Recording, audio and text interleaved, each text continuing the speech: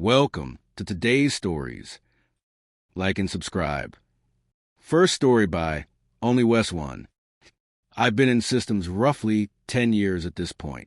If I miss one syllable, someone says, I'm an evil bastard. There is no winning. Someone sends a 13-thread email chain and wants me to piece together what they need. Now I can try and piece it together and miss something and they get mad. Or I can flat out say, could you please summarize what it is you need from me? I feel if I try to piece it together, I will miss key information. Now, both approaches are going to get someone mad at me, but I'd rather they be mad at me and I have all of the information. Meanwhile, no one listens to me. I was in a meeting Friday and said, I have addressed both the functionality and config item. And this woman spoke after me. See, Wes is only talking about the config item. We need to address both. This was a recent interaction with an exec. A C-level executive asked me to send credentials for a new hire. I sent them in an encrypted internal email. She replies verbatim, I did not receive the email. This was odd. She was receiving all my other messages, and this is an internal email. Still, I gave her the benefit of the doubt and sent it again. Her reply, I did not receive the email. I ran a trace. It showed as delivered. I followed up. It shows delivered. Please check your junk or deleted items. Her response, I did not receive the email. So I checked her mailbox from my end. Sure enough, the emails were sitting in her deleted items. I let her know. Again, she said, I did not receive the email. At this point, I called her. She shared her screen, opened her deleted items, and there they were. I asked her to open one. She said, but they're blank. I explained, encrypted emails don't display in the reading pane. You have to double-click to view them. I also politely pointed out the text in the reading pane that explained this. Here's the wild part.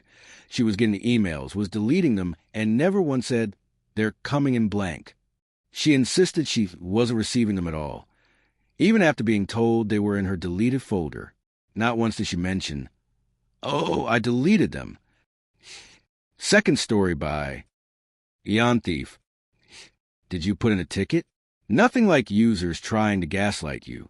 This is my first post back on here in a while, and boy, it's a doozy. This story is from yesterday, and I think this might have been one of the more frustrating calls I've been on with a user in some time. The day started out like normal, just a relaxed day working from home, with a steady amount of calls rolling in. Then shortly after I return from lunch, I get another call. Unfortunately for me, this call is not going to be an easy one. Me. Thank you for calling the help desk. My name is Eon Thief. Can I have your name, please? User. Yes. Hello, my name is User, and I'm having some difficulties with my scanner, printer, fax device it won't scan. Me. All right, I can definitely help with that. Did you just receive this device? User. Yes, I did.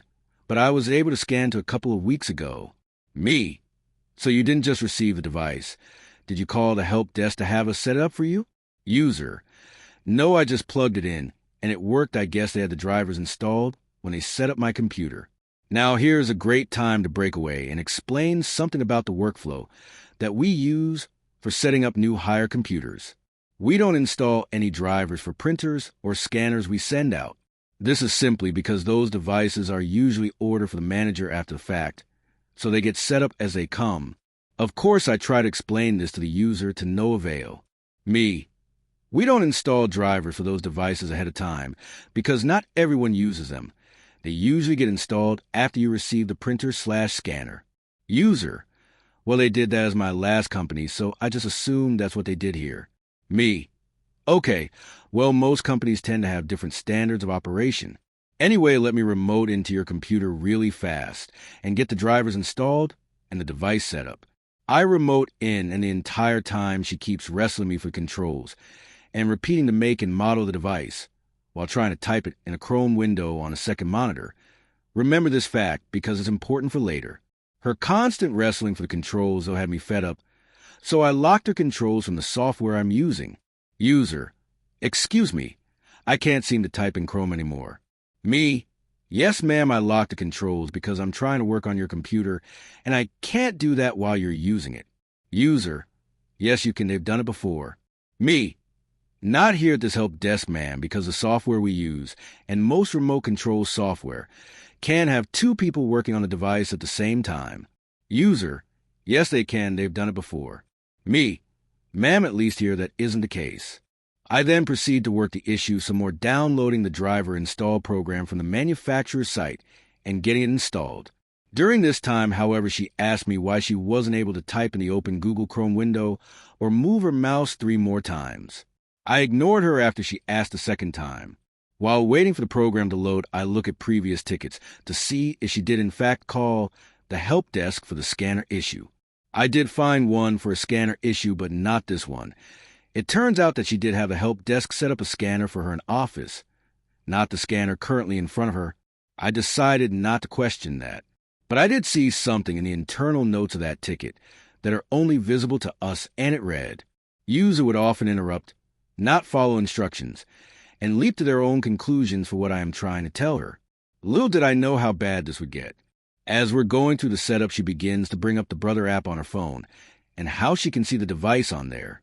After a few attempts of trying to get the device to read on her computer, and she brings up the phone app again, I start to get annoyed. Me, ma'am, we're not looking at the phone app for this. We don't actually support the phone app. If you would like to set that up, you can, but we have no support for it. User, why are you talking about my phone? I'm talking about the Brother app. Me, the Brother app on your phone? User, yes, the Brother mobile app. What does my phone have to do with this? Me, ma'am, I only brought it up because you were mentioning the mobile app. User, I don't see what that has to do with my phone, though. I mute myself and sit with my head in my hands for a few minutes. Thankfully, in that time, the laptop recognizes a printer, and I was able to get installed and set up for the user. We did a test print and scan, and it was successful. As I go through my wrap-up script and ask, is there anything else I can assist with? She unfortunately says yes. I ask how else I can assist her, and she proceeds to say that she can't open Google Chrome now. Mind you, I see the same Chrome window that she was typing in earlier in this call still open on her second monitor. I inform her this fact, and she tells me that she wasn't typing in Chrome, to which I drag the browser over with a site that she went to before I locked controls. User, where did that window come from? Me, from your second monitor. User, I don't have a second monitor. Me, I checked the display settings and showed her that she did have a second monitor. She then was quiet for a moment before saying she didn't have any other issues. Before I dropped the call, she then asked if there was a way to reach out to me directly in case this issue happened again, preferably via Teams. I informed her that we do not monitor Teams chats for help desk related issues, and that if you have any issues to either put in a help desk ticket or call the help desk directly. She pushed the matter again, and I gave the same response. She disconnected the call after this, but not before throwing out one last. Well, they did at the last company I worked for.